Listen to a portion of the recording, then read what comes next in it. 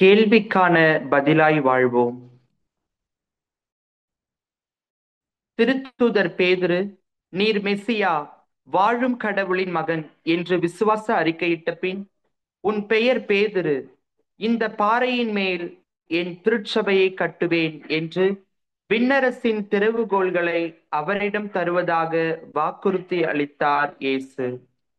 இத்தவக்காலத்தில் நாம் நமது நம்பிக்கை அறிக்கையை எடுத்துரைக்கின்றோம். நாமும் அந்த பாறையின் ஒரு பகுதிதான். ஆம், நமது நம்பிக்கை உறுதியாக இருந்தால் நாமும் பாறைதான். நம்மை யாரும் எதுவும் அசைக்க முடியாது. எந்த தீங்கும் நம்மை அணுகாது, தீண்டாது. சீமோன் பேதுரு என்னும் பாறையிடம் வழங்கப்பட்ட ஆற்றல் அனைத்திலும் நம் ஒவ்வொருவருக்கும் பங்கு உண்டு. அந்த பாறையிடம் ஒப்படைக்கப்பட்ட பொறுப்பு அனைத்திலும் நமக்கு பங்கு உண்டு.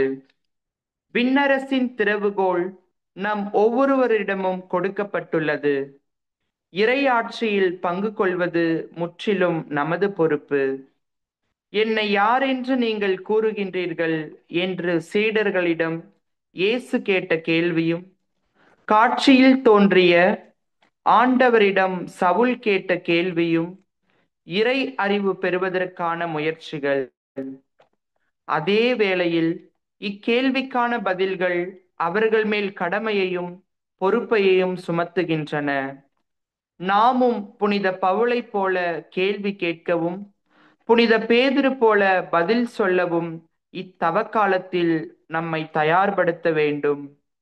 வெறுமனே கேள்வி கேட்பவனாக மட்டுமிருந்தால் அது பொறுப்பற்ற தன்மையின் அடையாளம். கேள்வியும் பதிலும் அதிகப்படியான பொறுப்பினை கொண்டு வருகிறது.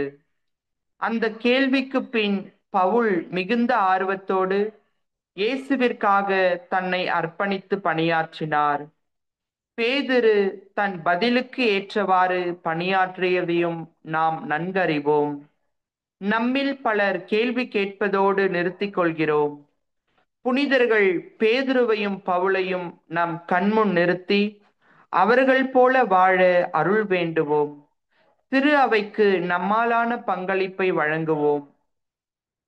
இறையோடு இறை அருளுக்காய் காத்திருப்போம்.